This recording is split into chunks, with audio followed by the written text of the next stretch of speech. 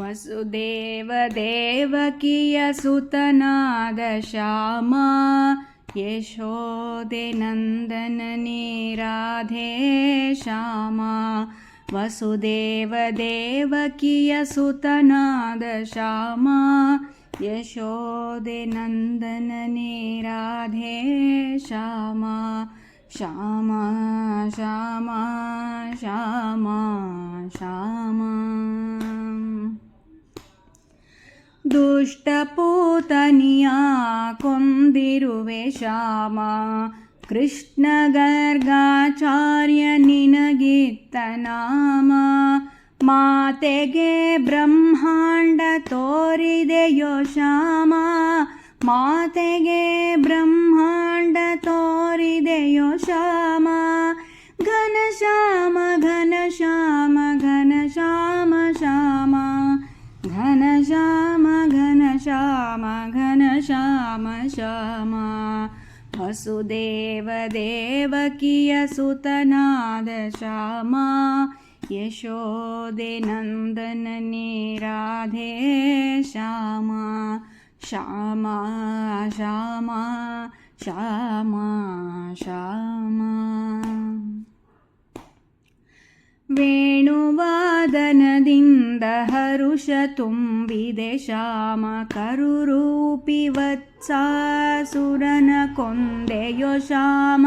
ಬಕರೂಪಿ ಅಸುರನನು ಭೇದಿಸಿದೆ ಶ್ಯಾಮ, ವಧಿಸಿದೆ ಧೇನುಕಾಸುರನನು ಶ್ಯಾಮ. ಯಮುನಾ ತೀರದಿ ಕಾಳಿ ಮರ್ದಕ ಶ್ಯಾಮ, ಗೋಪಿ ಸ್ತ್ರೀಯರ ಸೆಳೆದ ಮುರಳಿ ಶ್ಯಾಮ. ಗೋವರ್ಧನಗಿರಿ ಎತ್ತಿದ ಶ್ಯಾಮ, ಗೋವಿಂದ ನಾಮ ಪಡೆದವನೇ ಶ್ಯಾಮ. ವಸುದೇವ ದೇವಕಿಯ ಸುತನಾದ ಶ್ಯಾಮ ಯಶೋದೆ ನಂದನನೇ ರಾಧೆ ಶ್ಯಾಮ. ಶ್ಯಾಮ ಶ್ಯಾಮ ಶ್ಯಾಮ ಶ್ಯಾಮ. ಸತ್ಯಭಾಮೆಯ ಪಡೆದ ಹೇವರ ಶ್ಯಾಮ, ರುಕ್ಮಿಣೀ ವಲ್ಲಭ ಶ್ರೀಪತಿಯೇ ಶ್ಯಾಮ. ದ್ರೌಪದಿಯ ಮಾನವನು ಕಾಯ್ದವನೇ ಶ್ಯಾಮ, ಪಾಂಡವರ ತಲೆ ಕಾಯ್ದ ಮೇಘ ಶ್ಯಾಮ.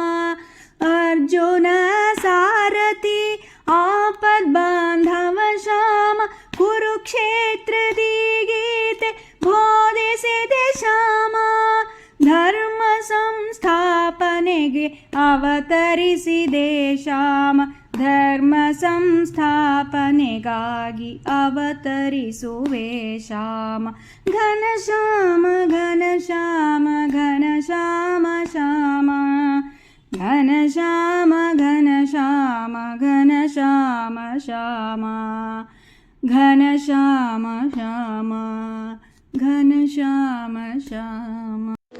ಶುಕ್ಲಾಂಬರಧರಂ ವಿಷ್ಣುಂ ಶಶಿವರ್ಣಂ ಚತುರ್ಭುಜಂ ಪ್ರಸನ್ನವದನಂ ಧ್ಯಾಯೇತ್ ಸರ್ವವಿಘ್ನೋಪಶಾಂತಯೇ. ಅಗಜಾನನ ಪದ್ಮಾರ್ಕಂ ಗಜಾನನಮಹರ್ನಿಶಂ ಅನೇಕದಂತಂ ಭಕ್ತಾನಾಂ ಏಕದಂತಮುಪಸ್ಮಹೇ. ಅಂಬ ತ್ವಾಮನುಸಂದದಾಮಿ ಭಗವದ್ಗೀತೆ ಭವದ್ವೇಷಿಣೀ. ಪರಿತ್ರಾಣಾಯ ಸಾಧೂನಾಂ ವಿನಾಶಾಯ ಚ ದುಷ್ಕೃತಾಂ, ಧರ್ಮ ಸಂಸ್ಥಾಪನಾರ್ಥಾಯ ಸಂಭವಾಮಿ ಯುಗೇ ಯುಗೇ. ಅನನ್ಯಾಶ್ಚಿಂತಯಂತೋ ಮಾಂ ಯೇ ಜನಾಃ ಪರ್ಯುಪಾಸತೆ, ತೇಷಾಂ ನಿತ್ಯಾಭಿಯುಕ್ತಾನಾಂ ಯೋಗಕ್ಷೇಮಂ ವಹಾಮ್ಯಹಂ. ಕರ್ಮಣ್ಯೇವಾಧಿಕಾರಸ್ತೆ ಮಾ ಫಲೇಷು ಕದಾಚನ, ಮಾ ಕರ್ಮಫಲಹೇತುರ್ಭೂಃ ಮಾ ಕರ್ಮಫಲಹೇತುರ್ಭೂಃ. ಮಾ ತೇ ಸಂಗೋಸ್ತ್ವಕರ್ಮಣಿ.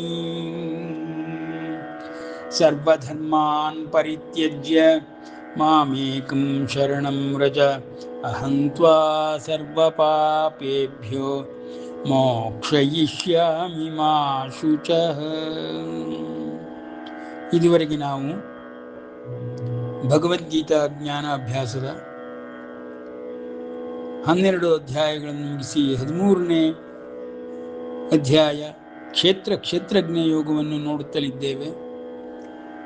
ಇಲ್ಲಿ ಪರಮಾತ್ಮನು ಕ್ಷೇತ್ರಜ್ಞನ ಬಗ್ಗೆ 12 ಅಧ್ಯಾಯಗಳಲ್ಲಿ ತಿಳಿಸಿಕೊಟ್ಟ ನಂತರ ಆ ಕ್ಷೇತ್ರಜ್ಞನು ಇರುವ ಜಾಗವಾದರೂ ಯಾವುದು, ಸ್ಥಳವಾದರೂ ಯಾವುದು, ಎಲ್ಲಿ ಕ್ಷೇತ್ರಜ್ಞನನ್ನು ನಾವು ಹುಡುಕಬೇಕು, ಕ್ಷೇತ್ರಜ್ಞನ ಬಗ್ಗೆ 12 ಅಧ್ಯಾಯಗಳಲ್ಲಿ ತಿಳಿಸಿಕೊಟ್ಟ ಪರಮಾತ್ಮನು ಅವನನ್ನು ಕಾಣುವ ಬಗೆ, ಹುಡುಕುವ ಬಗೆ, ತಲುಪುವ ಬಗೆ ಎಲ್ಲವನ್ನು ತಿಳಿಸಿಕೊಟ್ಟ ನಂತರ ಆ ಕ್ಷೇತ್ರಜ್ಞನು ಎಲ್ಲಿ ಇರುವನೆಂಬುದನ್ನು ಈ ಅಧ್ಯಾಯದಲ್ಲಿ ವರ್ಣಿಸುತ್ತಾ, ದೇಹಗಳೇ ಕ್ಷೇತ್ರಗಳು, ಎಲ್ಲ ದೇಹಗಳು, ಸಕಲ ಪ್ರಾಣಿ ಜೀವರಾಶಿಗಳ ದೇಹಗಳು ಕ್ಷೇತ್ರವೆಂದೆನಿಸುತ್ತದೆ ಎಂದು ಆರಂಭಿಸಿದ ಪರಮಾತ್ಮನು, ಕ್ಷೇತ್ರಜ್ಞನು ಈ ದೇಹಗಳಲ್ಲಿರುವವನು ನಾನೇ ಎಂದು ತಿಳಿದುಕೋ ಅರ್ಜುನ. ನನ್ನ ಹೊರತಾಗಿ ಯಾವ ದೇಹದಲ್ಲಿಯೂ ಯಾರು ಇರಲಾಗುವುದಿಲ್ಲ, ನಾನೇ ಇರುತ್ತೇನೆ.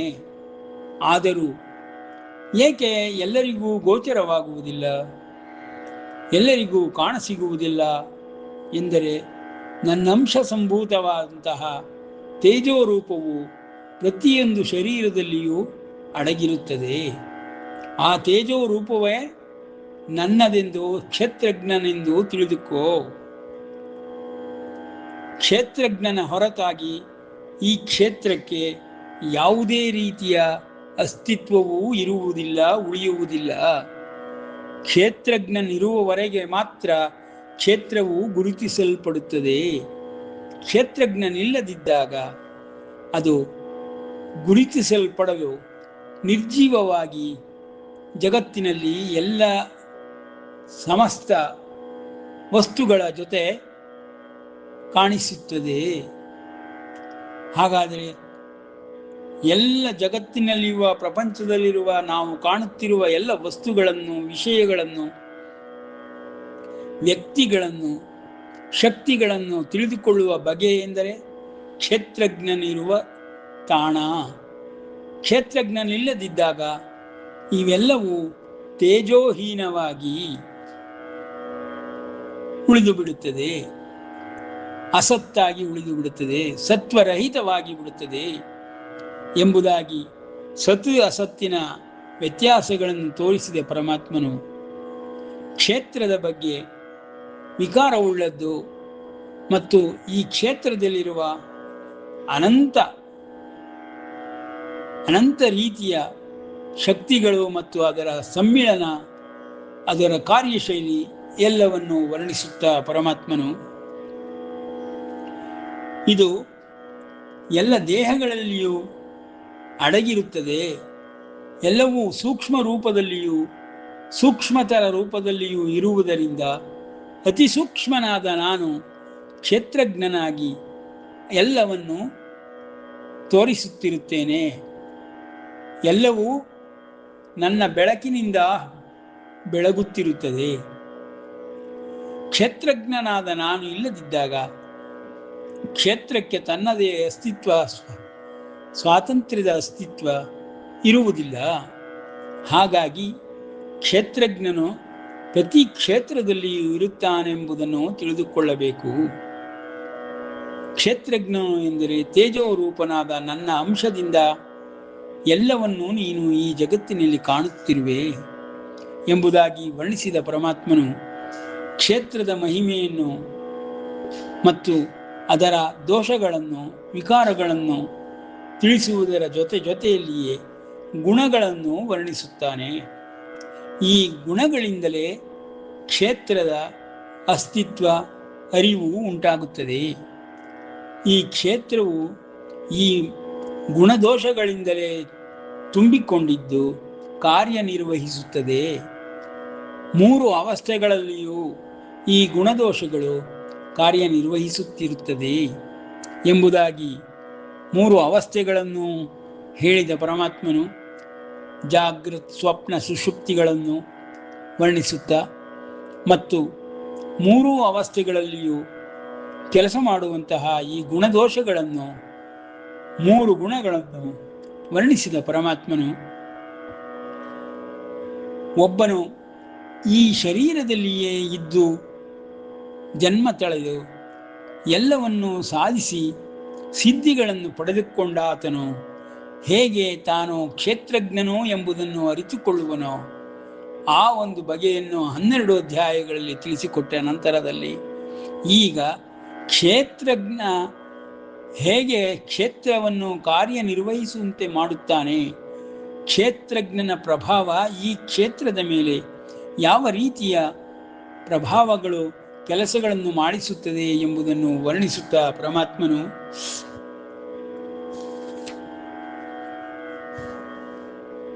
ಅಮಾನಿತ್ವಂ, ಅದಂಬಿತ್ವಂ, ಅಹಿಂಸಾ, ಕ್ಷಾಂತಿರಾರ್ಜವಂ, ಆಚಾರ್ಯೋಪಾಸನಂ, ಶೌಚಂ, ಸ್ಥೈರ್ಯಂ, ಆತ್ಮ ವಿನಿಗ್ರಹ, ಆತ್ಮನಿಗ್ರಹವನ್ನು ವರ್ಣಿಸುತ್ತಾ ಪರಮಾತ್ಮನು ಈ ಶರೀರದಲ್ಲಿಯೇ ಇದ್ದು ಯಾವ ಒಂದು ಕ್ಷೇತ್ರಜ್ಞನು ಅಂಶಸಂಭೂತನಾದ ಜೀವದ ರೂಪದಲ್ಲಿ ಎಲ್ಲ ಕ್ಷೇತ್ರಗಳನ್ನು ನಿಯಂತ್ರಿಸುತ್ತಿರುತ್ತಾನೆ ಮತ್ತು ಈ ಕ್ಷೇತ್ರವು ಅವನಿಂದ ಹೊರತಾಗಿರುತ್ತದೆ ಮತ್ತು ಕ್ಷೇತ್ರವನ್ನು ಬಿಟ್ಟು ಯಾವಾಗಲಾದರೂ ಅವನು ಹೊರಟು ಹೋಗುವನು ಎಂಬ ಒಂದು ಸ್ವಾತಂತ್ರ್ಯವನ್ನು ಕ್ಷೇತ್ರಜ್ಞನ ವಿಷಯದಲ್ಲಿ ತಿಳಿಸುತ್ತಾ ಪರಮಾತ್ಮನು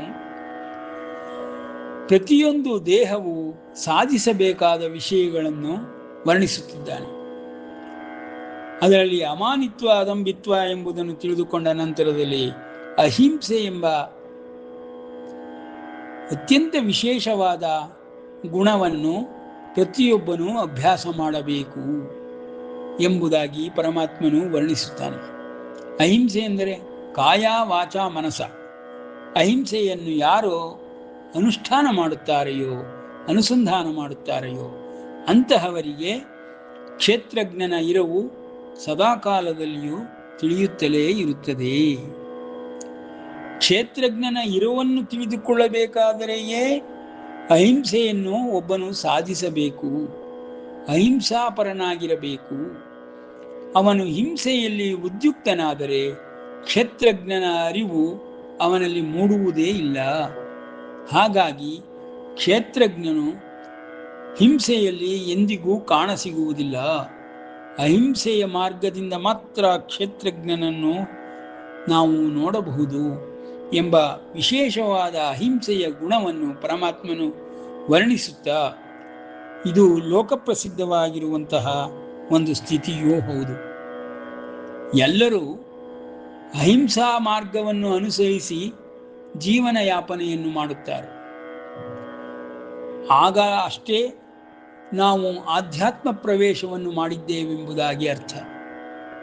ಹಿಂಸಾತ್ಮಕವಾಗಿ ಆಧ್ಯಾತ್ಮದ ಅರಿವಾಗಲಿ ಪರಮಾತ್ಮನ ಅರಿವಾಗಲಿ ಯಾರಿಗೂ ಉಂಟಾಗಲು ಸಾಧ್ಯವೇ ಇಲ್ಲ. ಅವನು ಶಾಂತಾಕಾರಂ ಎಂಬ ಬಿರುದಿನಿಂದಲೇ ಪ್ರಕಾಶಪಡಿಸುತ್ತಿದ್ದಾನೆ. ಶಾಂತಾಕಾರಂ ಭುಜಗಶಯನಂ.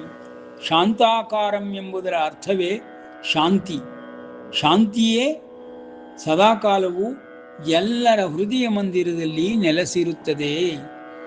ಆ ಶಾಂತಿಯ ನೆಲೆಸಿರುವಂತಹ ವಿಷಯವನ್ನು ತಿಳಿದುಕೊಳ್ಳಲಿ ಎಂಬುದಾಗಿ ತಿಳಿದುಕೊಳ್ಳಬೇಕಾದರೆ ನಾವು ಕ್ಷೇತ್ರಜ್ಞನೆಂಬುದಾಗಿ ಅವನನ್ನೇ ಶಾಂತಿ ರೂಪದಲ್ಲಿರುವನೆಂಬುದನ್ನು ತಿಳಿದುಕೊಳ್ಳಬೇಕು.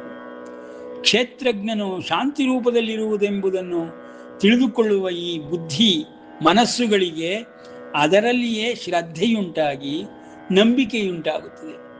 ಈ ನಂಬಿಕೆ ಎಂಬ ವಸ್ತುವೇ ಕ್ಷೇತ್ರಜ್ಞ. ನಂಬಿಕೆಯ ಹೊರತಾದ ಕ್ಷೇತ್ರಜ್ಞ ಇಲ್ಲವೇ ಇಲ್ಲ. ಪ್ರತಿ ಜೀವಿಯಲ್ಲಿಯೂ ನಂಬಿಕೆಯ ರೂಪದಲ್ಲಿ ಈ ಕ್ಷೇತ್ರಜ್ಞನು ಕಾರ್ಯನಿರ್ವಹಿಸುತ್ತಿರುತ್ತಾನೆ. ಈ ನಂಬಿಕೆ ಇಲ್ಲದ ಯಾವುದೇ ಒಂದು ಜೀವವೂ ಇರಲಾಗುವುದಿಲ್ಲ. ತಾನು ಆ ದೇಹದಲ್ಲಿ ಇರುತ್ತೇನೆ, ನಾಳೆಗೂ ಇರುತ್ತೇನೆ, ಮುಂದೆಯೂ ಇರುತ್ತೇನೆ ಎಂಬ ಒಂದು ನಂಬಿಕೆಯೇ ಕ್ಷೇತ್ರಜ್ಞನ ಅರಿವಿಗೆ ಮೂಲ ಕಾರಣವಾಗಿರುತ್ತದೆ. ಕ್ಷೇತ್ರಜ್ಞನು ನಂಬಿಕೆಯ ರೂಪದಲ್ಲಿ ಜಗತ್ತಿನಲ್ಲಿ ಎಲ್ಲ ವ್ಯವಹಾರಗಳನ್ನು ನಡೆಸುತ್ತಾ, ಎಲ್ಲ ನುಡಿಗಳನ್ನು ಆಡಿಸುತ್ತಾ ನಂಬಿಕೆ ಎಂಬ ವಸ್ತು ವಿಶೇಷದಿಂದ ಕಾಣಿಸಿಕೊಳ್ಳುತ್ತಾನೆ. ನಂಬಿಕೆ ಇಲ್ಲದಂತಹ ಯಾವೊಂದು ಜೀವವೂ ಈ ಭೂಮಿಯ ಮೇಲೆ ಇರಲು ಸಾಧ್ಯವಿಲ್ಲ. ಆ ನಂಬಿಕೆಯನ್ನೇ ನಾವು ಕ್ಷೇತ್ರಜ್ಞನೆಂಬುದಾಗಿಯೂ ತೇಜೋರೂಪನೆಂಬುದಾಗಿಯೂ ತಿಳಿದುಕೊಳ್ಳಬೇಕು. ನಂಬಿಕೆ ಇಲ್ಲದೆ ನಾವು ಉಸಿರಾಡಲು ಸಾಧ್ಯವಾಗುವುದಿಲ್ಲ. ಅಂದರೆ ಉಸಿರು ಆಡುತ್ತಿರುವುದಕ್ಕೂ ನಾವು ಆ ಕ್ಷೇತ್ರಜ್ಞನಾದ ತೇಜೋರೂಪನಾದ ತೇಜಾಂಶ ಸಂಭೂತನಾದ ನಂಬಿಕೆಯೇ ಕಾರಣ. ನಂಬಿಕೆಗೂ ದೇವರಿಗೂ ಯಾವ ವ್ಯತ್ಯಾಸವೂ ಇಲ್ಲ. ಯಾವುದನ್ನು ನಂಬುತ್ತೇವೆಯೋ ಅದೇ ದೇವರು, ಯಾವುದನ್ನು ನಂಬುತ್ತೇವೆಯೋ ಅದೇ ಕ್ಷೇತ್ರಜ್ಞ, ಯಾವುದನ್ನು ನಂಬುತ್ತೇವೆಯೋ ಅದೇ ಕಾಣುವುದು. ಇಲ್ಲವಾದರೆ ನಂಬಿಕೆಯೇ ಇಲ್ಲ ಎಂದರೆ ದೇವರೂ ಇಲ್ಲ, ಕ್ಷೇತ್ರಜ್ಞನೂ ಇಲ್ಲ, ವ್ಯಕ್ತಿಯೂ ಇಲ್ಲ, ವಿಷಯವೂ ಇಲ್ಲ, ಜೀವವೂ ಇಲ್ಲವೆಂಬುದಾಗಿಯೇ ಅರ್ಥ. ಜೀವವೆಂಬುದೇ ನಂಬಿಕೆಯ ರೂಪದಲ್ಲಿ ಜಗತ್ತಿನಲ್ಲಿ ಎಲ್ಲರಿಗೂ ಕಾಣಸಿಗುತ್ತದೆ. ಇಂತಹ ಜೀವವನ್ನು ನಾವು ಪ್ರತಿ ದೇಹದಲ್ಲಿಯೂ ಗುರುತಿಸುತ್ತೇವೆ. ಜೀವ ಹೋದ ನಂತರ ಆ ದೇಹವನ್ನು ಶವವನ್ನಾಗಿ ನೋಡುತ್ತೇವೆಯೇ ಹೊರತು ಜೀವ ಸಹಿತವಾದಂತಹ ಜೀವವೆಂಬುದಾಗಿ ಅದನ್ನು ನಾವು ನೋಡುವುದಿಲ್ಲ. ಜೀವವೇ ಇಲ್ಲವೆಂದರೆ ನಂಬಿಕೆಯೇ ಇಲ್ಲವೆಂದರ್ಥ, ನಂಬಿಕೆಯೇ ಇಲ್ಲವೆಂದರೆ ಜೀವವಿಲ್ಲವೆಂದರ್ಥ. ಜೀವ ನಂಬಿಕೆಗಳು ಒಂದೇ ಆಗಿ ಜಗತ್ತಿನಲ್ಲಿ ಗೋಚರವಾಗಿ ನಮಗೆ ಕಾಣಸಿಗುತ್ತದೆ. ಹೀಗೆ ಕ್ಷೇತ್ರಜ್ಞನ ಅನುಭವವನ್ನು ನಂಬಿಕೆಯ ರೂಪದಲ್ಲಿಯೂ ಜೀವದ ರೂಪದಲ್ಲಿಯೂ ನಾವು ಪ್ರತಿನಿತ್ಯ ಪ್ರತಿ ಕ್ಷಣಗಳಲ್ಲಿ ಕಾಣುತ್ತಿರುತ್ತೇವೆ ಎಂಬ ವಿಷಯಗಳನ್ನು ವಿಶದೀಕರಿಸುತ್ತಾ ಅಹಿಂಸೆ ಎಂಬ ಗುಣವನ್ನು ಪರಮಾತ್ಮನು ಶಾಂತಿ ಎಂಬ ಗುಣವನ್ನು ವರ್ಣಿಸುತ್ತಿದ್ದಾನೆ. ಜೀವವೇ ಎಲ್ಲವನ್ನೂ ತಡೆದುಕೊಳ್ಳುವುದು, ಜೀವವೇ ಸಕಲ ಕಾಲದಲ್ಲಿಯೂ ಶಾಂತವಾಗಿರುವಂಥದ್ದು. ನಿದ್ರೆಯಲ್ಲಿಯಾಗಲಿ, ಕನಸಿನಲ್ಲಿಯಾಗಲಿ, ಎಚ್ಚರವಾಗಿರುವಾಗ ಆಗಲಿ ಈ ಒಂದು ಜೀವವು ಶಾಂತವಾಗಿದ್ದರೆ ಆಗ ನಮಗೆ ಶಾಂತಿಯ ಪರಿಚಯವು ಲಭಿಸುತ್ತದೆ. ಶಾಂತಿಯ ಪರಿಚಯವಾಗಬೇಕಾದರೆ ವಾತಾವರಣವು ಶಾಂತಯುಕ್ತವಾಗಿ ಪ್ರಶಾಂತವಾಗಿರಬೇಕಾಗುತ್ತದೆ. ವಾತಾವರಣದಲ್ಲಿಯೂ ಪರಿಸರದಲ್ಲಿಯೂ ಇರುವ ಶಾಂತಿಯನ್ನು ಸಕಲ ಜೀವರಾಶಿಗಳಿಂದ ನಾವು ಬಯಸಬೇಕು. ಎಲ್ಲ ಜೀವರಾಶಿಗಳು ಶಾಂತಿಯುಕ್ತವಾಗಿ ನಡೆದುಕೊಂಡಾಗ ಪರಿಸರವು ವಾತಾವರಣವು ಶಾಂತಿಮಯವಾಗುತ್ತದೆ. ಆಗ ಪ್ರತಿಯೊಂದು ಜೀವಕ್ಕೂ ಈ ಶಾಂತಿಯ ಅನುಭವವು ದೊರಕುತ್ತದೆ. ಹೀಗೆ ಶಾಂತಿ ಅಹಿಂಸೆಗಳಿಂದ ನಾವು ಪರಿಸರವನ್ನು ಶಾಂತಿಯುಕ್ತವಾಗಿ ಮಾಡಿದಾಗ ಮಾತ್ರ ಒಳಗಿರುವ ಪರಮಾತ್ಮ ಸ್ವರೂಪವಾದ ಕ್ಷೇತ್ರಜ್ಞನ ತೇಜೋ ಅಂಶ ರೂಪವಾದ ಶಾಂತಿ ಎಂಬುದು ಪ್ರತಿಯೊಬ್ಬರಿಗೂ ಅರಿವು ಮೂಡುತ್ತದೆ. ಹೀಗೆ ಶಾಂತಾಕಾರನಾದಂತಹ ಆ ಮಹಾವಿಷ್ಣುವು ಶ್ರೀಕೃಷ್ಣನ ಅವತಾರಿಯಾಗಿ ಕೃಷ್ಣ ರೂಪದಿಂದ ಅರ್ಜುನನ ಮುಂದೆ ನಿಂತುಕೊಂಡು ಶಾಂತಿಯ ಮಹಿಮೆಯನ್ನು ನಂಬಿಕೆಯ ಮಹಿಮೆಯನ್ನು ವರ್ಣಿಸುತ್ತಿದ್ದಾನೆ ಎಂಬಲ್ಲಿಗೆ ವಿರಮಿಸೋಣ. ಕೃಷ್ಣಾರ್ಪಣಮಸ್ತು.